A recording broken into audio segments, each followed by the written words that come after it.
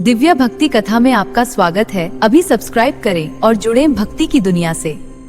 घने जंगलों के बीच, जहां हवाएं भी रहस्य फुसफुसाती थीं, जहां हर पत्ता जैसे कोई कहानी सुनाना चाहता था, वहीं से शुरू होती है एक ऐसी प्रेम गाथा जो सिर्फ प्रेम नहीं बल्कि त्याग, अहंकार और नियति की सबसे बड़ी परीक्षा है।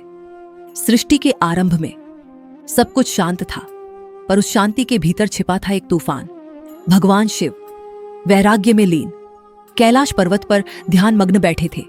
ना कोई इच्छा, ना कोई मोह, बस एक गहरा सन्नाटा। लेकिन नियति को कुछ और ही मंजूर था। दूसरी ओर राजा दक्ष का महल शान और अहंकार से भरा हुआ। उनकी पुत्री सती अत्यंत सुंदर, कोमल और दिव्य तेज से भरी हुई। लेकिन सती का दिल किसी राजकुमार के लिए नहीं धड़कता था। वो धड़कता था एक ऐसे योगी के लिए जो संसार से परे था, शिव। एक दिन सती ने पहली बार शिव को ध्यान में देखा। उनकी आंखें बंद थीं, लेकिन सती को लगा जैसे पूरी सृष्टि उन्हें देख रही हो। उस क्षण सती का दिल बदल गया। वो समझ चुकी थी, यही है उनका सच्चा प्रेम। सती दिन रात शिव के ध्यान में खोने लगी। महल की भव्यता उसे अब बंधन लगने लगी। वो चाहती थी बस शिव का साथ। लेकिन राजा दक्ष को यह बात बिल्कुल पसंद नहीं थी। उनके लिए शिव एक साधारण अजीब भस्म से लिपटे योगी थे। एक दिन दक्ष ने सती से कहा, तुम एक राजकुमारी हो, तुम्हारा विवाह किसी योग्य राजा से होगा, ना कि उस जंगली योगी से। सती की आंखों में आंसू थे, पर आवाज में दृढ़ता। पिता, वो योगी नहीं, वो मेरे भगवान हैं। अब सती ने ठान लिया, अगर शिव को पाना है तो खुद को साबित करना होगा। वो महल छोड़कर जंगल चली गई। कठोर तपस्या शुरू हुई। ठंडी हवाएं, जलती धूप, भूख और प्यास। लेकिन सती का संकल्प अडिग था। दिन महीनों में बदले, महीने वर्षों में। कैलाश पर बैठे शिव सब देख रहे थे।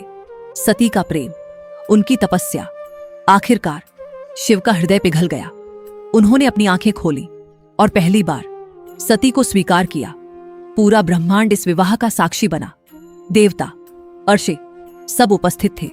सती और शिव का मिलन एक दिव्य उत्सव था। लेकिन एक व्यक्ति था जिसके दिल में अब भी आग जल रही थी, राजा दक्ष। दक्ष ने इस विवाह को कभी स्वीकार नहीं किया। उनका अहंकार उनके प्रेम से बड़ा था। वो शिव को अपमानित करने का मौका ढूंढते रहे। एक दिन दक्ष ने एक विशाल यज्ञ का आयोजन किया। पूरे ब्रह्मांड को निमंत्रण भेजा गया, लेकिन एक नाम जानबूझकर छोड़ दिया गया, शिव। जब सती को पता चला, उनका दिल टूट गया। उन्होंने शिव से कहा, मुझे अपने पिता के यज्ञ में जाना है। शिव ने शांत स्वर में कहा, जहां अपमान हो वहां जाना उचित नहीं। लेकिन सती अपने पिता का स्नेह पाने की उम्मीद में जाने का निर्णय लेती है। यज्ञ स्थल पर पहुंचते ही सती को अजीब सन्नाटा महसूस हुआ। कोई स्वागत नहीं, कोई सम्मान नहीं। और फिर दक्ष की कठोर आवाज गूंजी, तुम यहां क्यों आई हो, और वो भी उस भिखारी शिव की पत्नी बनकर। हर शब्द एक तीर की तरह सती के दिल को चीर रहा था। सती ने चारों ओर देखा, कोई भी उनके पक्ष में नहीं था। ना देवता, ना ऋषि, सब चुप थे। तब सती समझ गई, ये सिर्फ अपमान नहीं, ये उनके प्रेम का अपमान था। सती की आंखों में अब आंसू नहीं थे, बस आग थी। उन्होंने कहा, जिस शरीर को आपने जन्म दिया, आज मैं उसे त्याग रही हूं।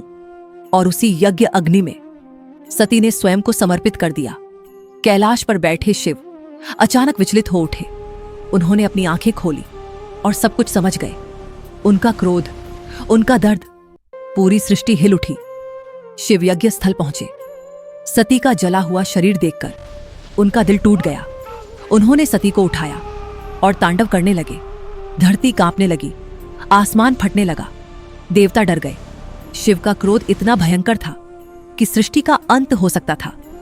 तब विष्णु ने अपने सुदर्शन चक्र से सती के शरीर के टुकड़े कर दिए ताकि शिव शांत हो सके। शिव शांत तो हो गए, लेकिन अंदर से टूट चुके थे।